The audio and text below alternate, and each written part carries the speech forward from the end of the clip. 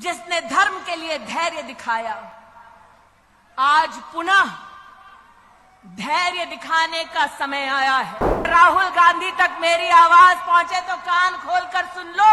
मैदान तुम चुनो, कार्यकर्ता हम देंगे।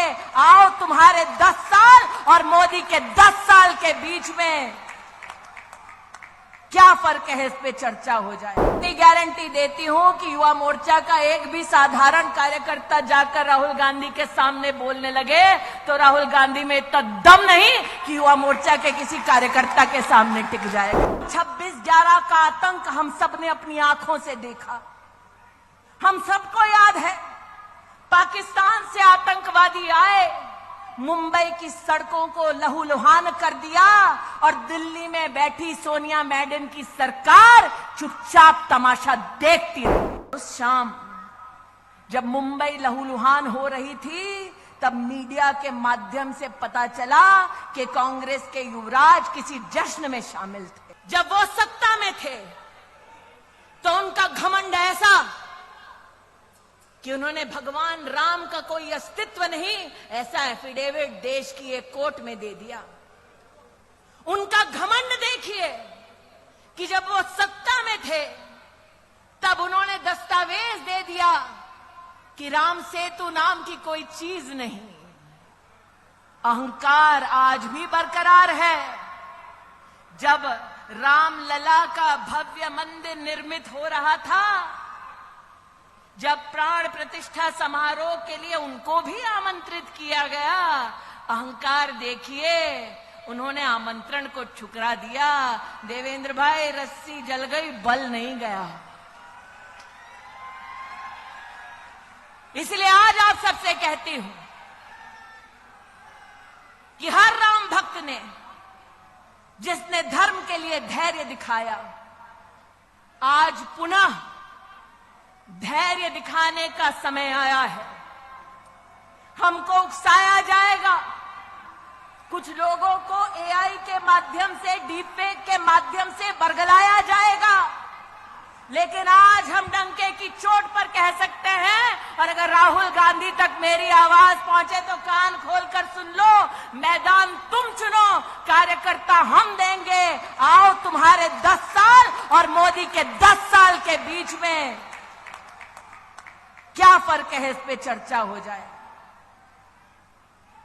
मैं नहीं कहती मैं जाऊंगी चर्चा के लिए, तब पक्का नहीं आएंगे तेजस्वी, लेकिन इतनी गारंटी देती हूं कि युवा मोर्चा का एक भी साधारण कार्यकर्ता जाकर राहुल गांधी के सामने बोलने लगे तो राहुल गांधी में इतना दम नहीं कि युवा मोर्चा के किसी कार्यकर्ता के सामने टिक जाएगा।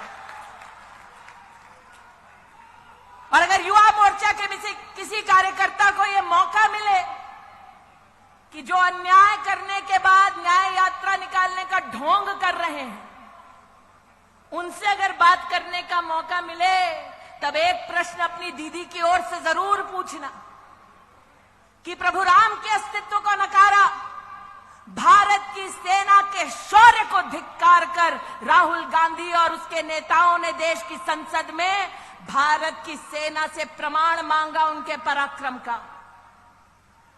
मैं उस महाराष्ट्र में काम कर चुकी हूं जहां पर 26/11 का आतंक हम सबने अपनी आंखों से देखा।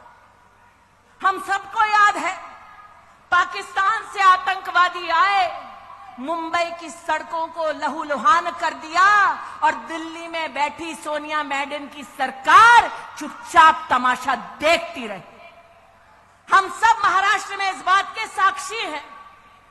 नितिन जी को याद होगा, गृह मंत्री को उस वक्त कांग्रेस की सरकार में कपड़े बदलने से और प्रेस कॉन्फ्रेंस करने से फुर्सत नहीं मिल रही थी और यहां पर जनता त्राहिमाम कर रही थी कि किसी को तो भेजो ताकि हमारी रक्षा हो सके। और उस शाम जब मुंबई लहूलुहान हो रही थी, तब मीडिया के माध्यम से पता चला कि कांग्रेस के युवराज किसी जश्न में शामिल थे। वो व्यक्ति जो मुंबई जब लहूलुहान हो रही थी जश्न में शामिल थे, वो भारत की सेना से उनके पराक्रम का तब प्रमाण मानते हैं जब भारत की वायुसेना पाकिस्तान में आसमान चीरते हुए आतंकवादी कैंप्स को ढेर करती है।